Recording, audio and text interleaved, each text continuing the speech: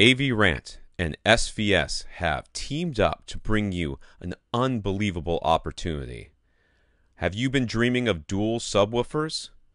Perhaps you'd like to upgrade your entire 5.1 speaker package. Don't have the cash? AVRant and SVS have your back. Go to www.avrant.com right now for your chance to win your choice of dual PB1000 subwoofers or a prime 5.1 satellite speaker package. Contest ends September 30th. Don't wait. Open to the residents of the United States and Canada. We are your home theater and AV questions answered. This is AVRant. Want your home theater or AV question answered by Tom and Rob? Send it to question@avrant.com. Welcome to AVRant. I'm Tom Andry, and I'm here with Rob H. Antoine. This time not via Twitter, because he usually contacts us via Twitter, though he did do some Twittering on this one, if I remember correctly. Antoine says he's looking to upgrade his speakers next year from his 5.1 Andrew Jones Pioneer system. Okay. All right, so he's got the starter deck.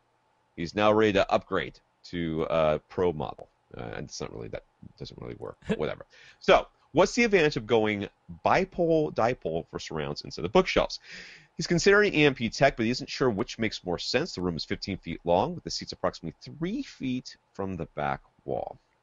So what's the advantages? Well, the advantages of going with a bipole speaker is that it makes a more diffuse sound on the side, which gives it the illusion of the sound being further away, sort of like a real actual theater is in the movie theater, and a much wider, not quite as localizable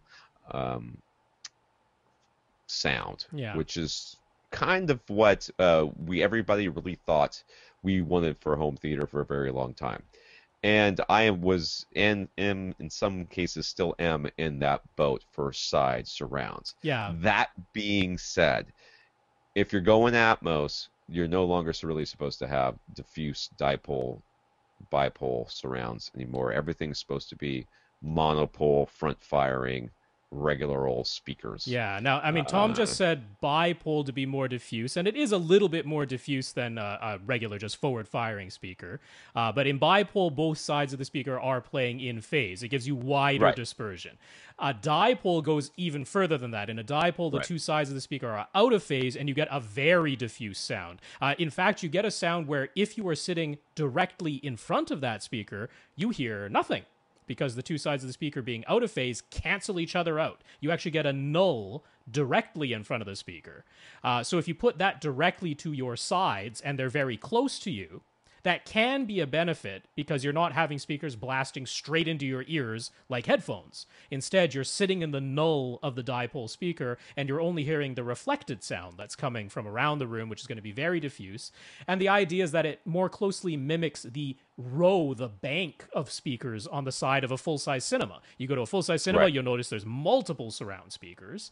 They're all playing together as one big diffuse speaker.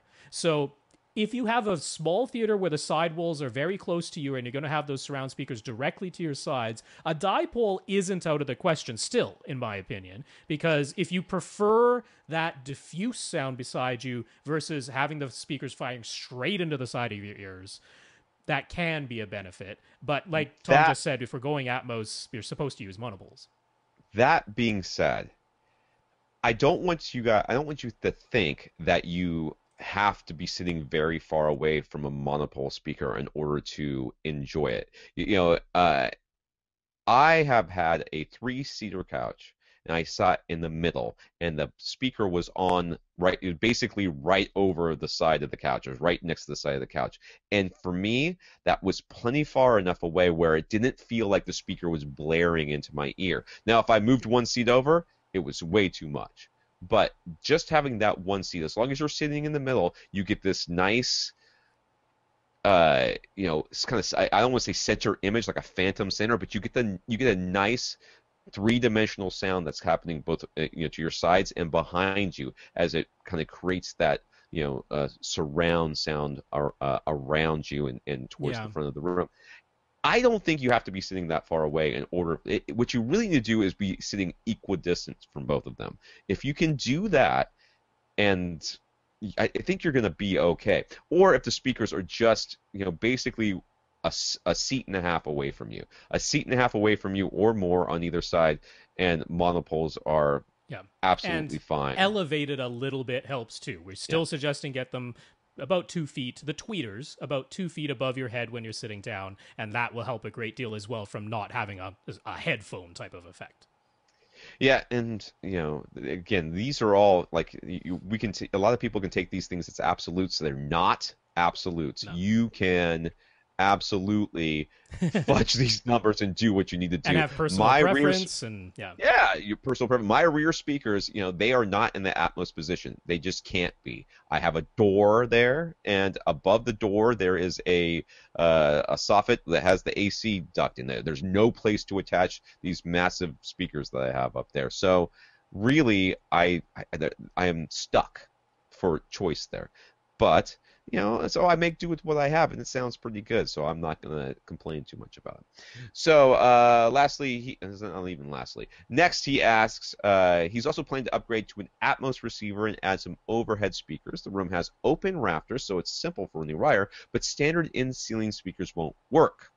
So, could you do something like the SVS Prime satellites and aim them down? What speakers was he thinking of going EMPTek? Why doesn't he just go with the EMPTek? Doesn't he have those little satellite ones? That's exactly what I was going to suggest. The E3bs, which are very comparable to the SVS Prime speakers, in terms of size and capability in that. Those will blend in nicely. They're only, what are they, only $125 a pair, I think? Absolutely, that's going to work. So I would do that.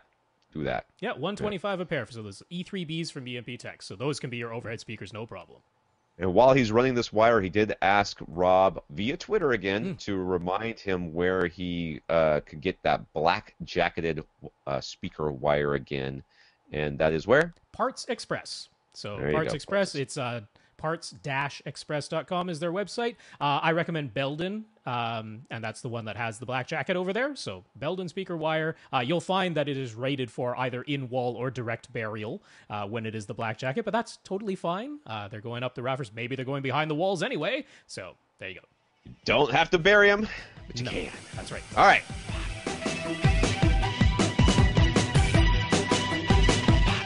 Want your question answered? Send it to question@avrant.com.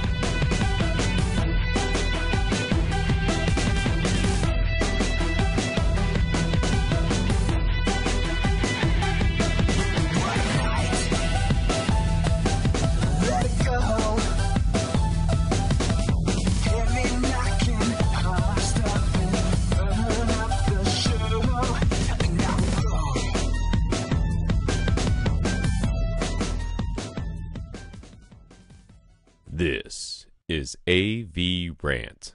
Now go out and listen to something.